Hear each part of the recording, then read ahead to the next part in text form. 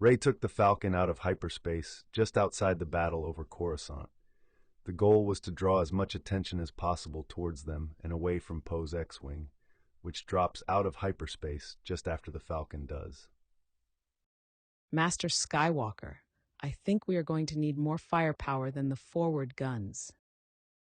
Well, in that case, Rey, won't you join me in manning the gun turrets? Who's going to fly the Falcon? I was thinking Leia could give it a try. What do you say, sister? You think you can fly this thing? I don't know. I only rode around with Han for 3 decades in this bucket of bolts. I think I might have picked up a few things.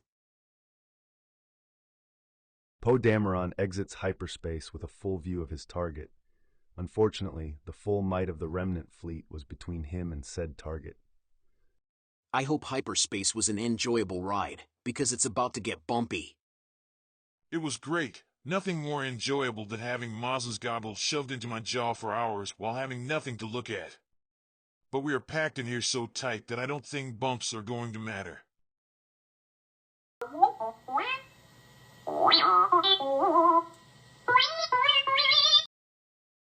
Thanks, buddy. I see them. Poe's X-Wing is immediately swarmed by TIE fighters. The plan was for the Falcon to act as a diversion so Poe could slip through, but it seemed any ship entering Coruscant space was immediately set upon by a squadron of TIE fighters.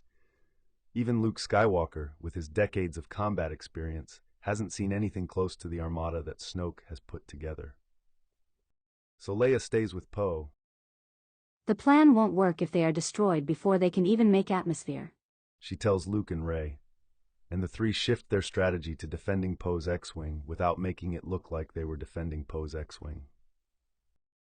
But no matter how they tried, they couldn't make a hole in the blockade for Poe to fly through undetected. This isn't working. Master Skywalker, any suggestions? Yes, I was thinking buzz the tower. Buzz the tower? Really? Yeah. It seems like a good distraction. That's a Han Solo move. Not a Leia Solo move. Ah. But it was also a Kira move. Let's see if Rey will remember her piloting skills like she remembered her lightsaber skills. With all due respect, what are you two talking about? Luke pushed past Rey to the comms. Poe, when you see our signal, make your move. Copy. Again, what are you all talking about? Well, Rey. That Star Destroyer over there is the finalizer. We want you to fly the Falcon as close to the bridge as possible and drop an explosive. With a large enough blast we'll get Ben's attention. And when he senses his mother on board, he shouldn't be able to resist inviting us in. Ben? You mean Kylo Ren? Are you crazy? We won't even get close.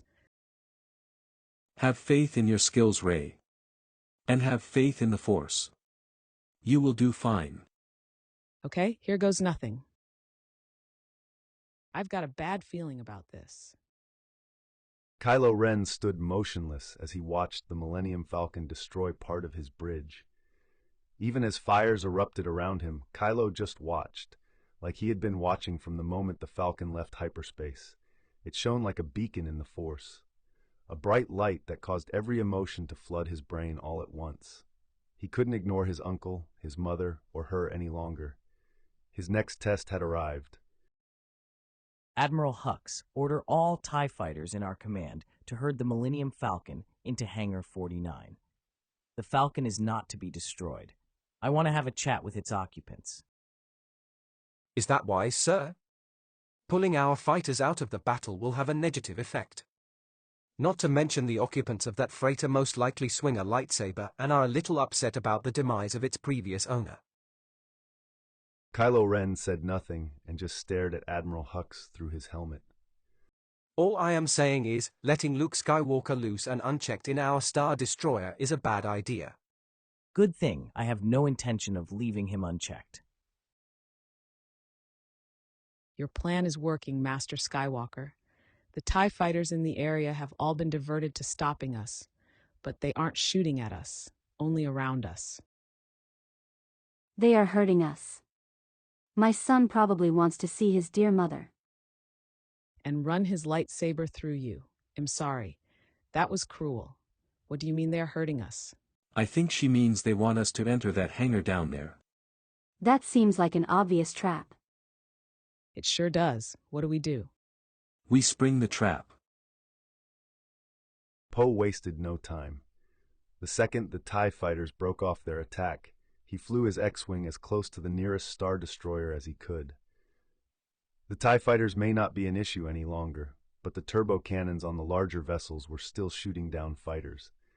Fortunately, at the level Poe was flying, the cannons would not be able to hit him. So the X-Wing flew from Star Destroyer to Star Destroyer until he had a clear path to Coruscant. And for bonus points, he destroyed every turbo cannon in his path. All right, you two. We are about to enter Coruscant's atmosphere. As planned, I will get you as close to the old Jedi Temple as possible. We have no idea what kind of air defense is still in operation, so be prepared for more action. But as the X-Wing entered Coruscant's airspace, Poe was shocked to see wide-open sky. The never-ending lanes of air traffic that usually crisscross the city planet's skyline were gone. The only thing in the air with them were clouds and smoke. The sky was peaceful, but the ground was anarchy. How is it looking, Poe? To be honest, not good, Finn. But don't worry. With all the fires and collapsed buildings, it should be real easy to sneak around. Very funny. You are really building confidence here.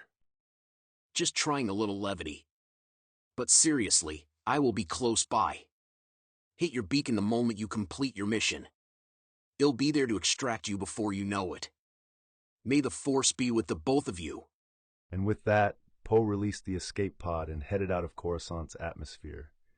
The pod landed safely with no issues. As they left the pod and surveyed their surroundings, Maz Kanata says, "In all my years in this galaxy, I have never seen a greater representation of hell than this.